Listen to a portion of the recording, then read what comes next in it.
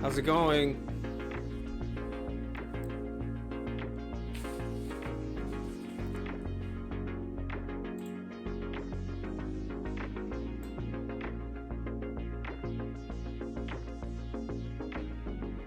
Yo.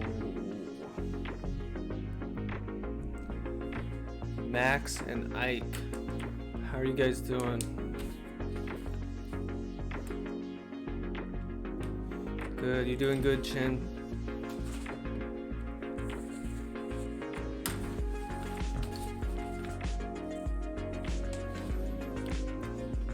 I'm doing pretty good.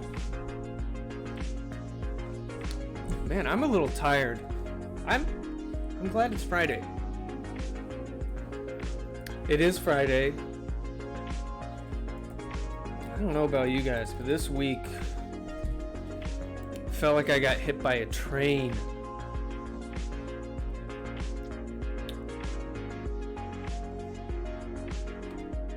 It's just busy.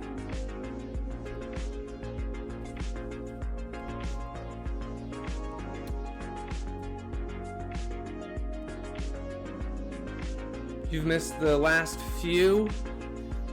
Get back into the game. You got some guitar strings coming in, Max? Good.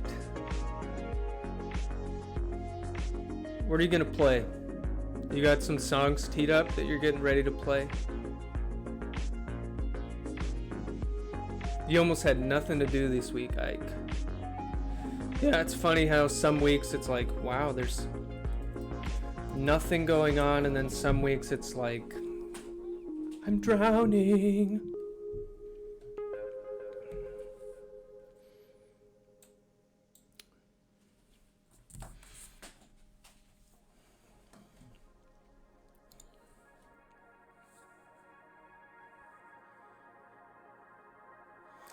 But it is Friday. We just got to get through today. We're going to sleep in tomorrow. Actually, you guys are sleeping in every day, aren't you? Getting up at the crack of noon. Totally unacceptable.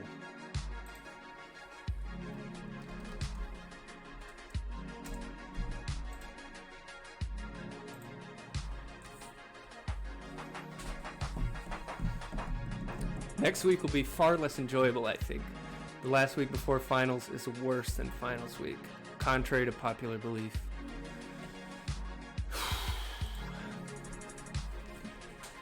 Yeah, a lot of stuff piles up. Where are your pigtails, Willie? Today we're letting it flow. Today we are letting the locks flow freely where they may.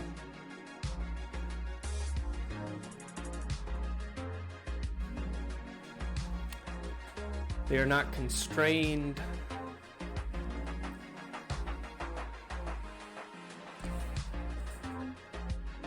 How long have you been growing your hair out? It's been long, ever since my sophomore year of undergrad. And like it's been trimmed here and there, and but largely, for the most part, untrimmed. I started growing it in high school, and then sophomore year of college, I buzzed it all off. And I looked like, my friends say I looked like Hayden Christensen. And I looked like a surly dude. I looked angry. At least for my student ID at ASU. It looked like a prison shot. Hey, why are bits disabled? How am I supposed to donate to my favorite streamer, Dr. Estes? I don't have donations set up right now. I figure while I'm during the semester, I don't know if the department would frown on that. It could get sticky. But yeah, I shaved it all off sophomore year, undergrad, and then I was like, never again. Never will I let shears or buzzer touch this head. How long ago was that? I think about a decade. Maybe a little over a decade. 10 years of free range hair growth. It almost got down to my belly button at one point. Maybe 2 or 3 years ago, I don't know. You could use so many cheesy lines from episodes 2 and 3 though. Wait, what's that quote about sand? I hate sand. It's gritty and gets everywhere. That's a good line. Okay, another good line. But from my point of view, the Jedi are evil. Has the SEAS decided whether we will continue remote learning next semester? As far as I know, we're going to have in-person classes in the fall, but they say they're considering all options. I hate sand. It's coarse and it's rough, and it gets everywhere. That's a really good line in a movie. If I had to guess, I would say we're going to have in-person classes in the fall. But I don't know, it's crazy times. I wouldn't be surprised either if they were like, you know what? We're going to keep this online thing going. I hope they open it up though. You bet it'll be online, Chris? No way. If I were a betting man, I'd say in person. We'll be back on campus in the fall, shaking hands, high fives, decreasing our social distance to unprecedented minimal levels, such as 1 foot or less between people's faces. Summer break is a long time. Your accounting professor said it might be online. I mean, it might be, but let's just hope not. I don't think it's till August, right? That's another 3 months. That's 90 days. A lot can happen in 90 days.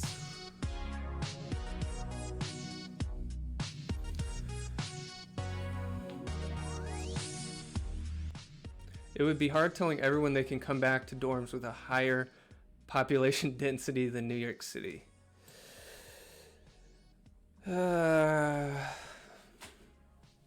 Yeah. Come on, though. Come on, though.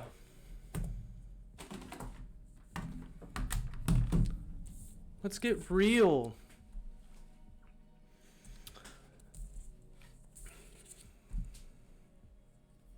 They're always telling us to move out. Or they're already telling us to move out. Jeez. Guys, let's continue our discussion of integral control. And I'm going to have to roll out of here probably 12:50 Eastern because we have another class we got to get ready for. We're going to have a lecture for 3:34 today. So we'll have to cut out a little early for that. Just so you know. Let us recap a little bit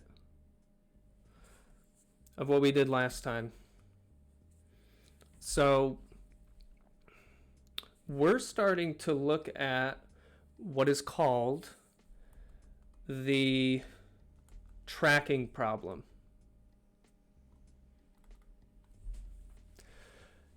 And that means that you're designing a control system that can track something, like an arbitrary reference signal.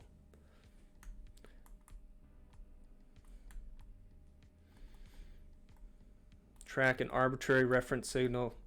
A fun example of this that I found recently, I shared this with some of you. Some people designed a cooler that follows you around using GPS. So that's an example of a tracking problem. You give it a GPS position, and then it sends commands to the motors on this mobile cooler to try to bring the cooler to you. That's a tracking problem. So that's the type of problem you can solve using this technique.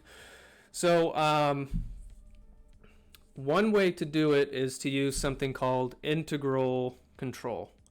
We also showed another method to do tracking, and that was that's feed forward control. But the reason we're covering integral, it is more versatile than feed forward control, which what I mean by more versatile, it's better at tracking various reference signals. Like feed forward is better for, well, it's designed around the step reference problem. But you're going to be following things that are different than a step most of the time, even though a step covers a lot of things. So it's more versatile than feed forward. It's also more robust. And what I mean by robust is it helps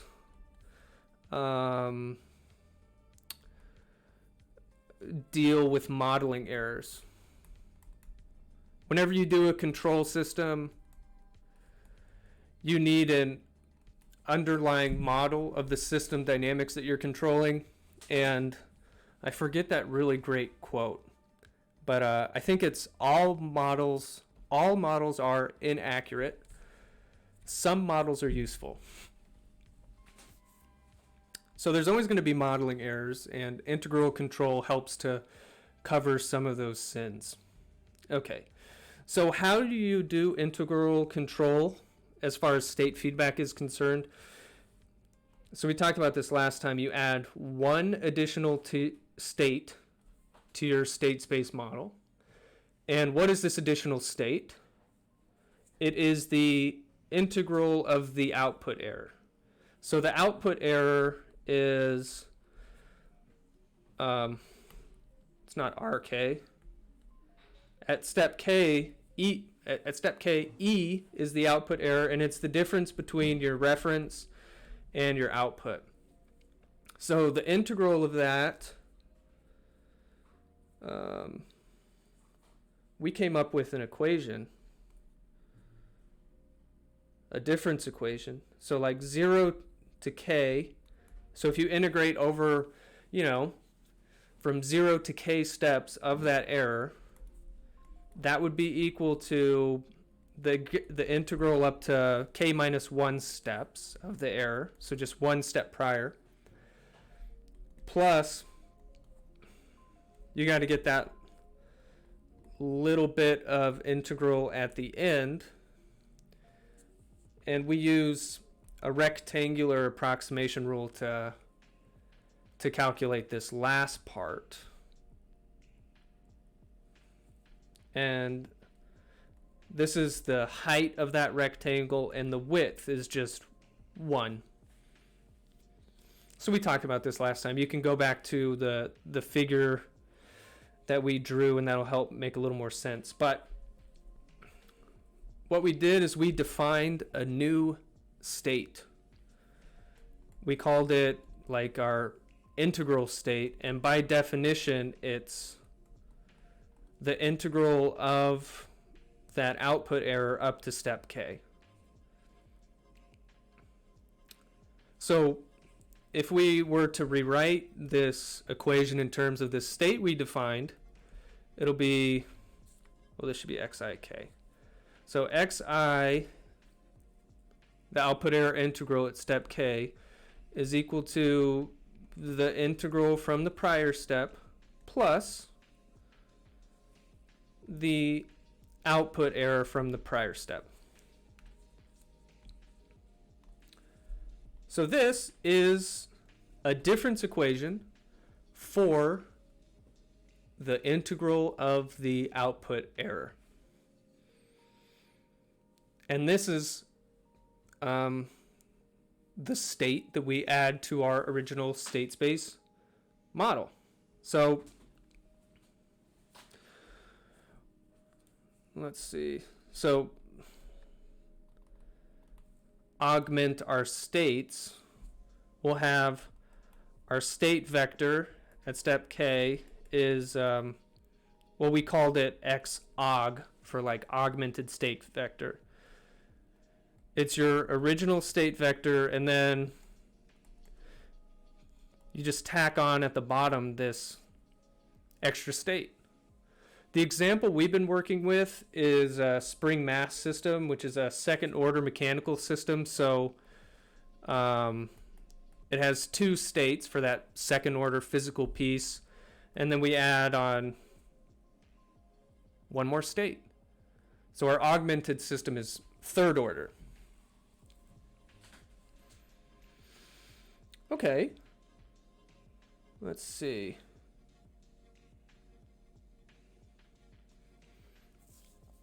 Man, there's all this interesting stuff that I'm skipping over as well to save some time, but adding this additional state, it puts an open loop poll at z equals 1. That makes our system type 1, which guarantees that we'll have 0 steady state error when we track a step. So adding an integral to your state space model is the same as making it a type 1 system. It's pretty cool. Okay, so let's say you augment your states. You'd add that one additional state. So after augmenting your state space model, when you design your controller, the first step is always picking some target poles based on your performance constraints, right? But because you added one additional state, you also have to pick one additional target pole. So how do you pick it?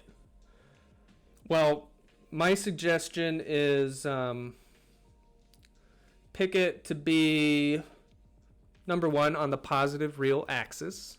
If you put it on the negative real axis, it has these jagged oscillations. We know that.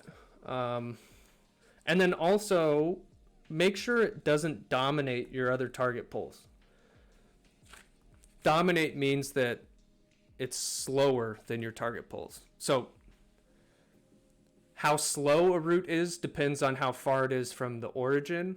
So the magnitude of the route. So make sure that it's closer to the origin than your other poles. And this is the definition of our control input. So we'll have our control input at step K is going to be our feedback gain matrix, and I'll call it our augmented one, accounting for this like extra target pole. And you multiply this matrix with the difference between your reference states. So if you have a reference output, you can calculate your reference states from the reference output. This last 0 is our reference state for the integral. Remember, the reference is where you want the system to go. So we want to drive the error, that integral of the error, we want that to go to 0 eventually. So that's why that's our reference there. And then you subtract, so you're getting the difference between your reference states and your estimated states. X integral. Okay.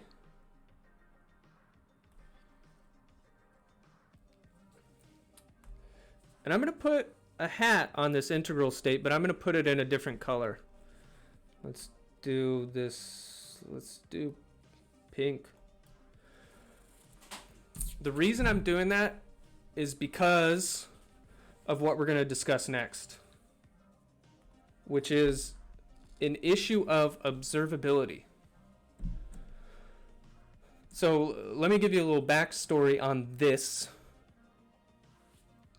When I was studying this, I'm using the Franklin textbook for a lot of the preparation for this class because I love that textbook. It gives a lot of intuitive explanations for things that help me understand controls and help you too. So if you're looking for another reference, I would go to the syllabus, look at that Franklin textbook, get that book because it's good.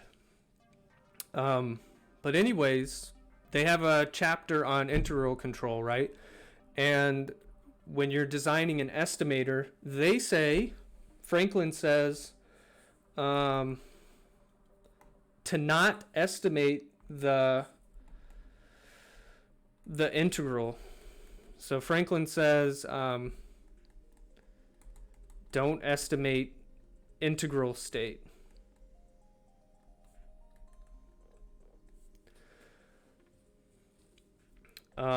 Just estimate the original states.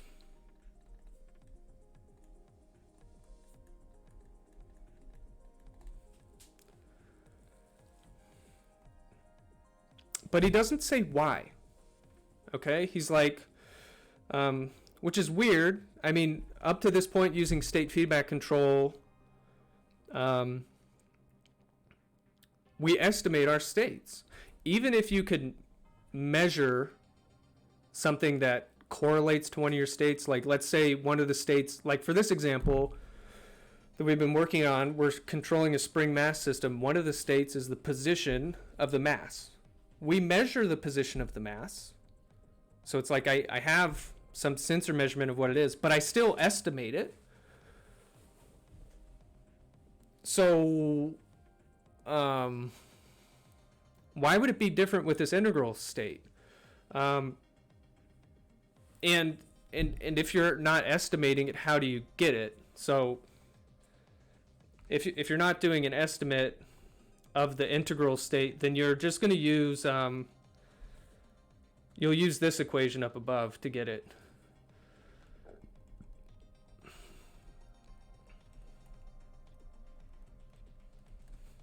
So he's saying don't bother estimating it, just use that definition of the integral in the red box and everything will be good. But I wasn't satisfied with that. And I said, Franklin, I don't believe you. Or I don't understand you. And for that, I hate you. No, that's too extreme. But I said, like, no, I'm going to estimate it. Because why wouldn't we estimate it? And when I tried to estimate it, I ran into an observability issue. Which, I think I have time to show this to you.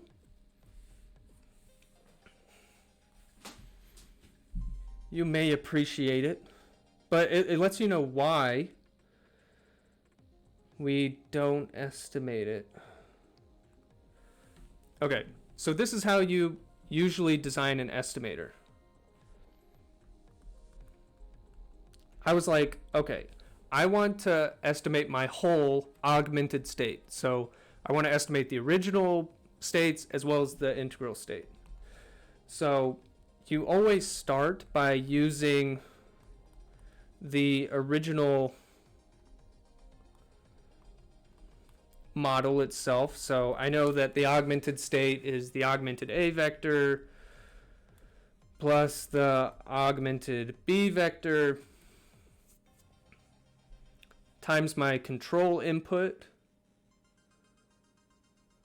which my control input is, I'm just going to make the substitution from up above. It's K times the difference between my augmented reference at k minus 1 minus my augmented state estimates at k minus 1. Blah, blah, blah. So you always start with that, with an estimator. But the extra piece that you add on for the state predictor estimators, you add this L matrix, and I'm going to call it the augmented L matrix, which is going to be multiplied by the difference between your measured output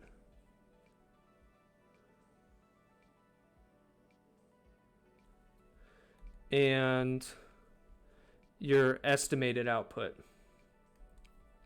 Oh, I should have put the k minus 1 here.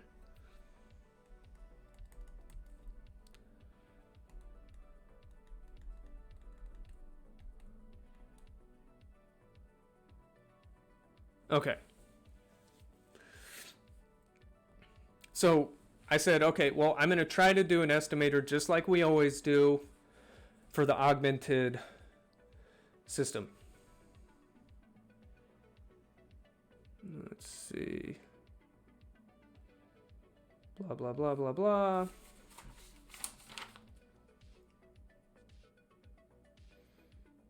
Oh, there was something else for our augmented system as well.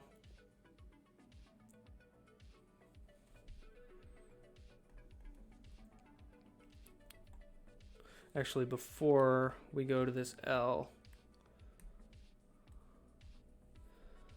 there was this other piece. Because when we augmented our system, now it also depends on the reference.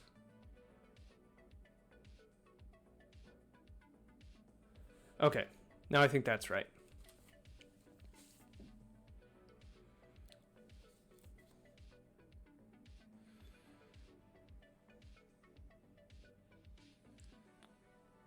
Okay. And then I'm going to skip a couple steps here. But remember, an estimator, the goal of it is to minimize the difference between the true states and the estimated states. So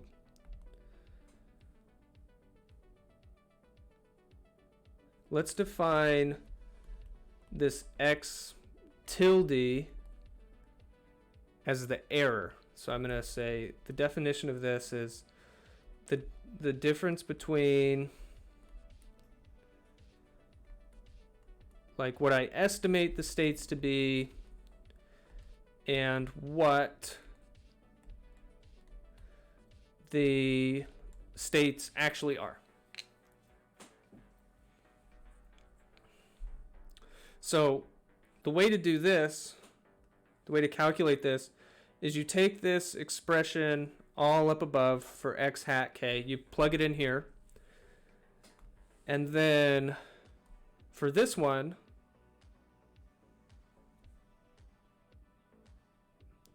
we plug in that state equation. So it'll basically be the same equation but without this L matrix stuff. So aug plus baug kaug, and instead of expanding that out, I'm just going to call it uk minus 1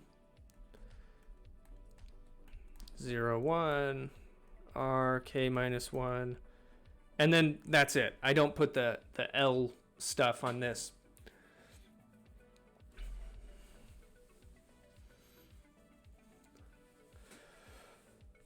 If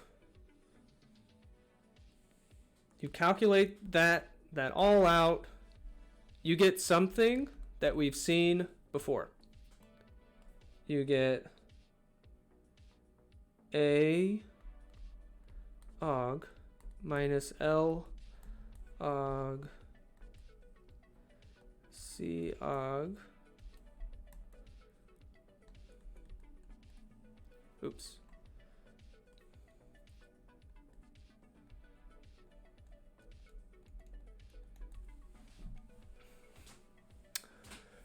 Okay, you get this A minus LC equation, and this is the same equation we've been getting every time we design an estimator. So it looks good because what it's saying is, if I can make it so that the eigenvalues of this matrix are stable, that means that my state estimation error goes to 0.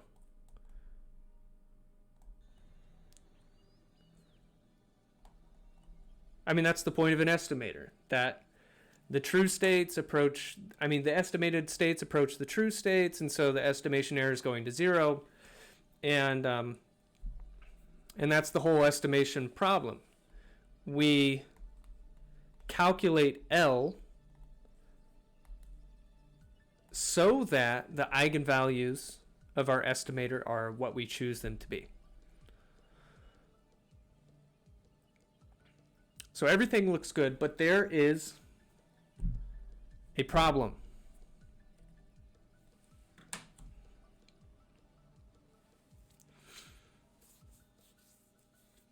So how do you solve for L? You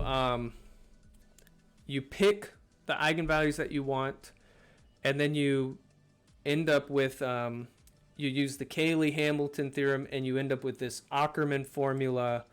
And if you can solve this Ackermann formula, it'll give you, your L matrix.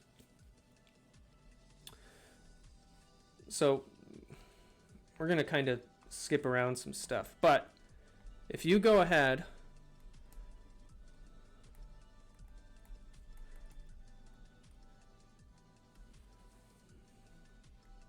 you use the Ackermann formula to solve for L augmented. Part of the Ackermann formula requires you to invert. You probably don't remember this because this was kind of like a detail of the Ackermann formula, but there's a part of that formula where you have to invert a matrix like this. Do you remember what this style of matrix is called? There's a similar matrix for when you design the controller. It's called the controllability matrix.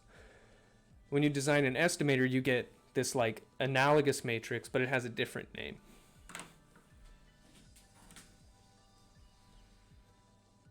Ooh, Chin, you are exactly right. So, yeah. This is called the observability matrix.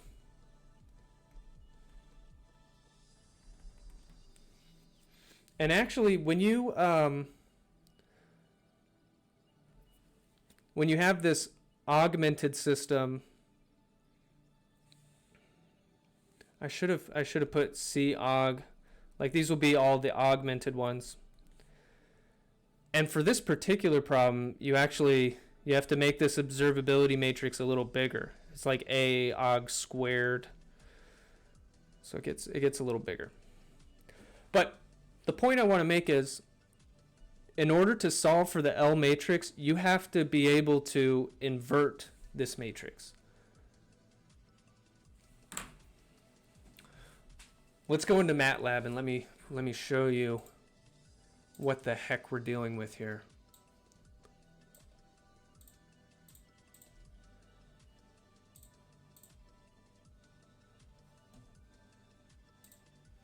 Let me show you what we're dealing with here.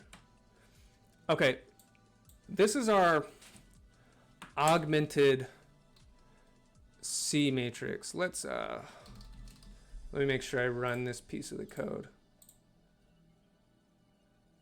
Okay, I want to show you what C augmented looks like. Oops. So our C matrix is 1, 0, and then I augmented it by adding this other 0. Like all that this last 0 means is this tells how our output is related to the third state, which is the integral. And this first state is the position. So we have a 1 here because we measure the position, we don't measure the velocity, and we don't measure the integral. So our augmented C matrix is 1, 0, 0. Aug, let's make this a little bigger, is just this. We calculated this last time. But if we do the observability matrix, which we have to be able to invert, so I have Caug on top of Caug times Aug on top of Caug times Aug squared, I get this. Check out this third column, 0, 0, 0. If I try to take the inverse of, wait, I should name this. I'll call it like obs. If I try to take the inverse, no thank you. It cannot be done. And Chin mentioned rank. Like one way you can check if a matrix is observable is you calculate its rank. And the rank has to be the same as the dimension of the matrix. So it'd have to be dimension 3, but it's dimension 2.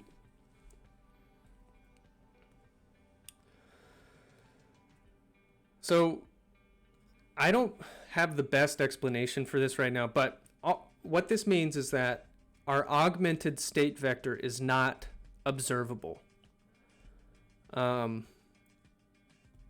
This is a little philosophical, but one way of understanding observability is if you look at the state of a system where it is right now. So, I don't know, a plane flying through the air, and you just freeze at a snapshot in time. And let's say you have a bunch of sensor measurements which can capture the state of that plane at that specific snapshot of time. Observability means, based on the measurements that you have, can you kind of time travel and predict where the plane was like an instant prior? From what you know now, would you be able to roll back and predict the state of the system prior to that snapshot? That's one way of looking at observability, which I have to think about more. Maybe I'll think of a good example next week. So this is how observability dies, with thunderous applause.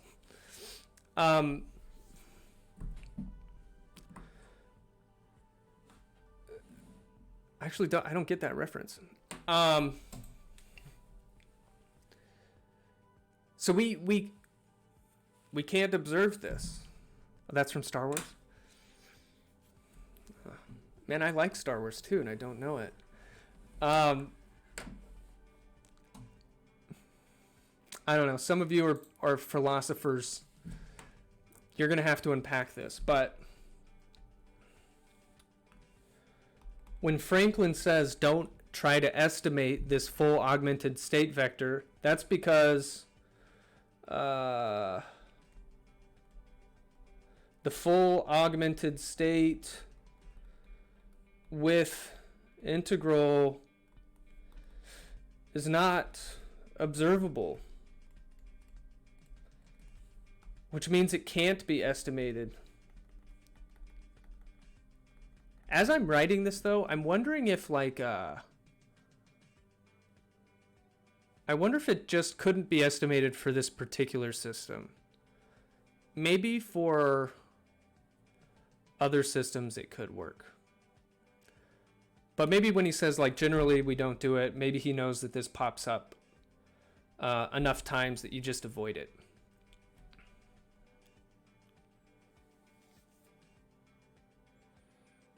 So, if this happens to you, like it does for this example, don't use an estimator to get the integral state. We're still going to use an estimator for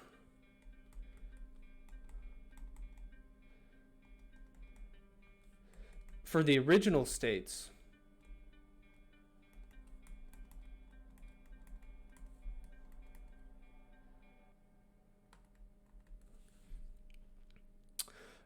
we're not gonna use it for the other state.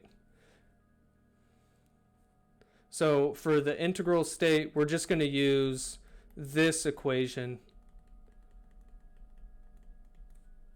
plus ek minus 1. So we won't use the integral for the integral. I mean, we won't use an estimator for the integral. We use this thing.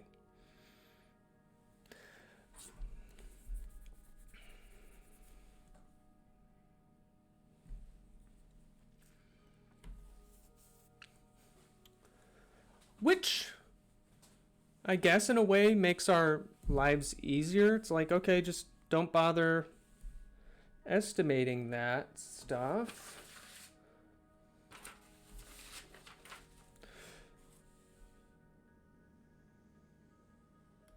So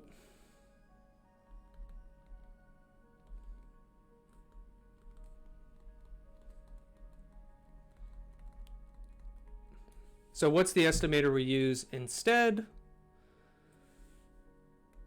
Instead of doing the augmented, oops, we're not doing the augmented. We're just going to say xk is A, not augmented, xk minus 1 plus B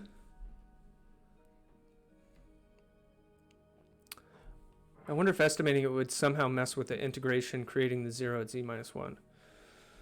Yeah, I don't know. To be honest, I was playing around with this morning. I didn't expect this to happen. But it explains why he doesn't want to do it. I don't know the full mechanism. So we have b times u k minus 1 plus L y k minus 1 minus our estimate. So this is like our vanilla predictor estimator that we've been using all along. So that's what Franklin is saying. Don't try to do something fancy here. But there is something we have to be careful of. This U, we have to use wherever it is, this definition up above. So I'll just write it out symbolically. So we still use like our augmented K matrix,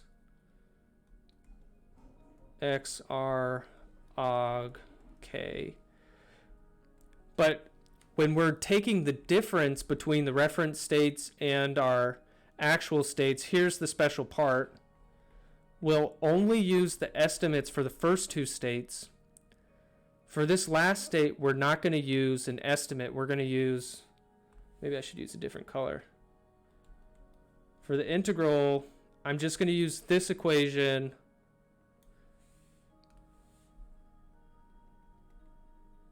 Oh, and I should be putting k minus 1s here, because this is u, k minus 1.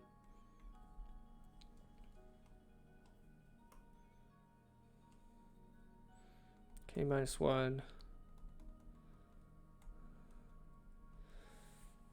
So do you get the difference? We're only calculating x hat estimates for the first two states. And for that third state that we need to calculate the control input, we just use this integral equation.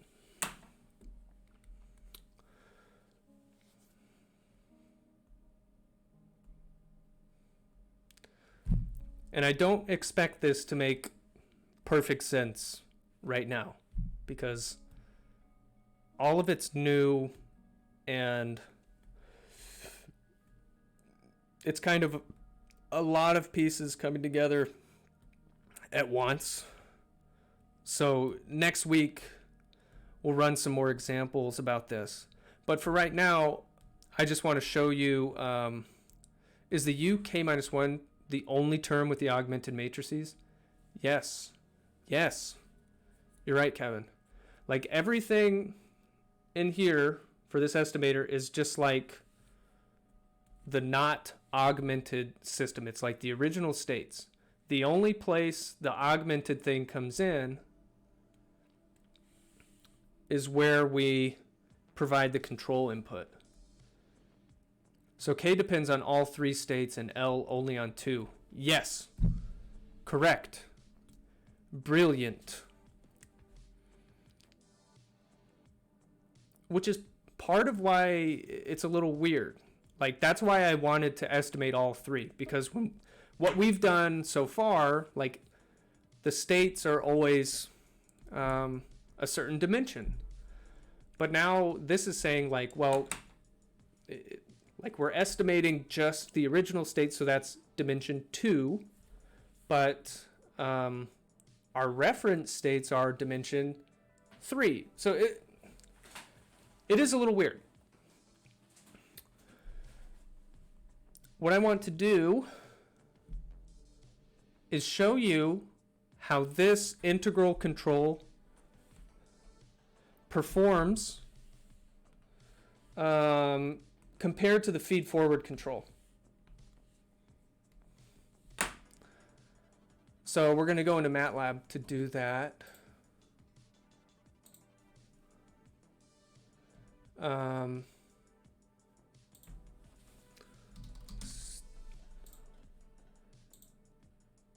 This was when I was trying to do the full augmented estimate, and I found out, oh, this isn't working.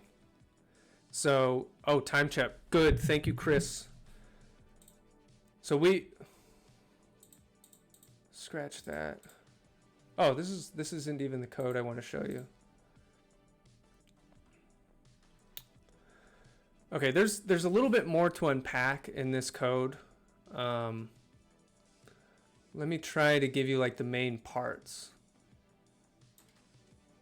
Okay, so in my loop, I'm calculating my true states. So this is not an augmented system.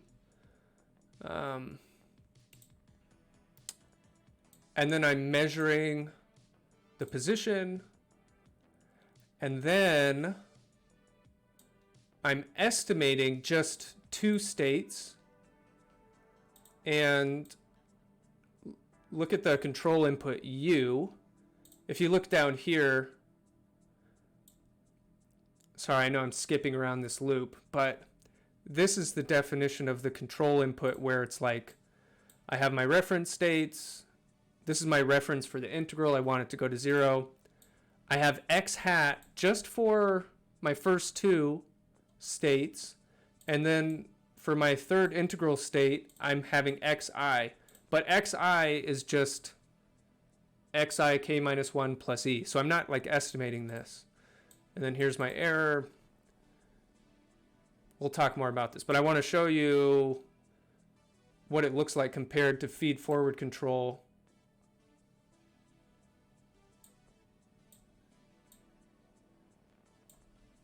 Okay, so the black, well, okay, the top plot is my control signal, my control input. The bottom plot is the output position of the mass. The black is using feed forward control. The green is using this new integral control. And they're a lot different. It's not like they're pretty close. It's a lot different. Now, actually, some of this is confusing to me, so I'm gonna like double check my work after. Like, I don't know why this goes down first, because I think I had the system starting at rest, but I have this undershoot, and then both systems, I designed it to settle in 1 second, so both of them are doing the job. But for the feed forward system, I think I designed it to have 10% overshoot, which it looks like it does have.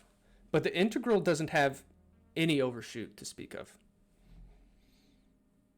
So I wanna investigate this a little bit more. I didn't have too much time to really dissect it, but the integral control is like, if you look at the input force, it's smoother and more gradual, so it's using less energy. It's not as like look at this initial input, it's just like boom, it jumps up. But the integral control is gradual, and it still gets us to the same place in effectively the same amount of time. The feed forward has a faster rise time, so that might be beneficial actually. So I want to unpack this more next week. And I'm going to upload, I know I wanted to upload a homework on Wednesday actually, but I got slammed with some other stuff, so I'm a little bit behind.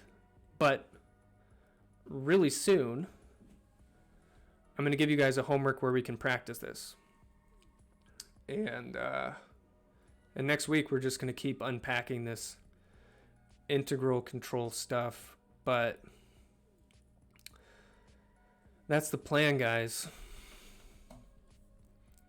You probably have questions, I assume. But I gotta split real quick here.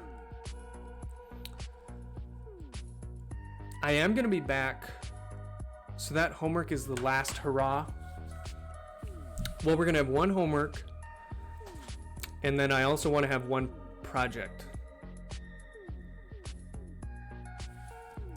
So my plan is one homework, so homework 8, and then project 2. And I'll give you guys, the time to finish it. Like, Danny's like, no! They're cool projects, guys. Yeah, project 2.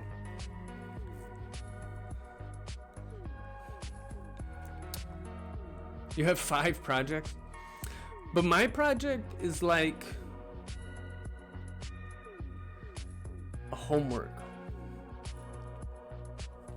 You know what I mean?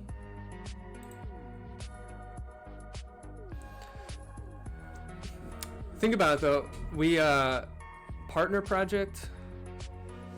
Let's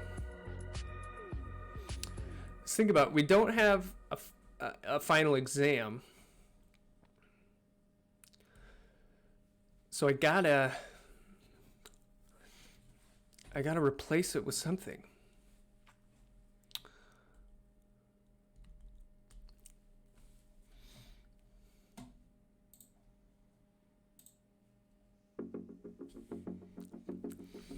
But more updates will be coming soon to you. We already have the grad project though, but that's because you're a grad student. Undergrads don't have that.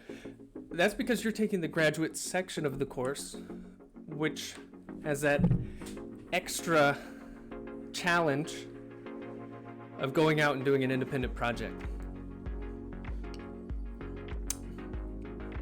This project, it's like a homework. It's not the same scale. I heard you like projects, so I got some projects for your project. Exactly.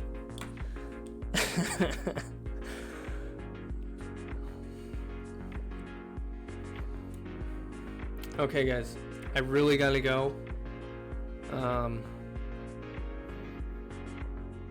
It's been a pleasure hanging out with you as always. I'm having a lot of fun with this. I hope you guys are having a good time too, learning controls with me. Reason 2 lectures are confusing. Yeah, it's a lot, but it becomes clearer with practice and time.